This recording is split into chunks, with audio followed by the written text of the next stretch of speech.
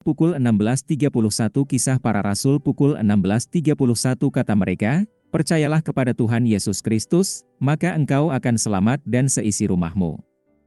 Kisah Para Rasul pukul 16.31 komentar, bagian 3, kehilangan iman. Sekarang, dari mereka yang percaya bahwa Anda dapat kehilangan keselamatan Anda, ada dua kategori. Ada legalis menjadi bidat, anak-anak dari sekte sunat.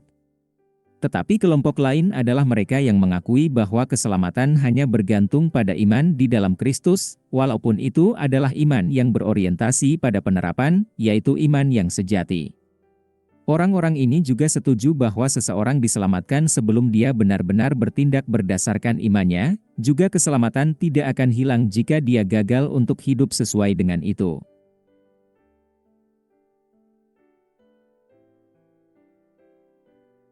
Sebanyak saya ragu untuk menggunakan kata "jelas" atau "jelas", karena kata-kata seperti itu banyak digunakan dalam argumen yang masalahnya tidak begitu jelas, saya akan mengatakan bahwa mereka jelas benar dalam posisi mereka melihat keselamatan diucapkan berlimpah.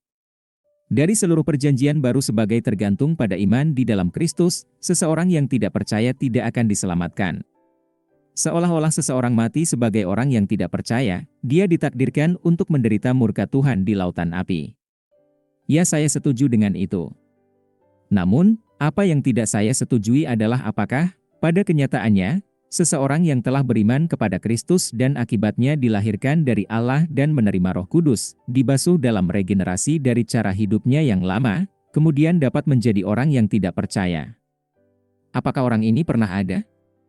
Dalam praktiknya, tidak ada perbedaan antara perspektif saya sendiri, yaitu keamanan abadi, dan posisi ini.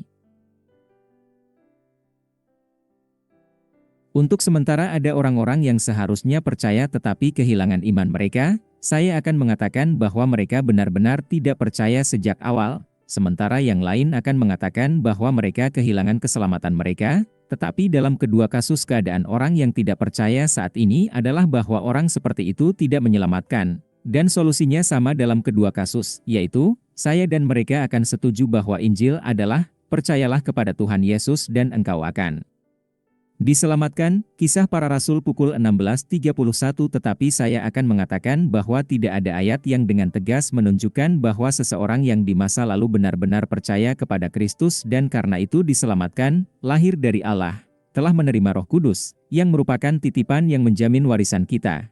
Efesus pukul 1.14 yang kemudian menjadi kafir.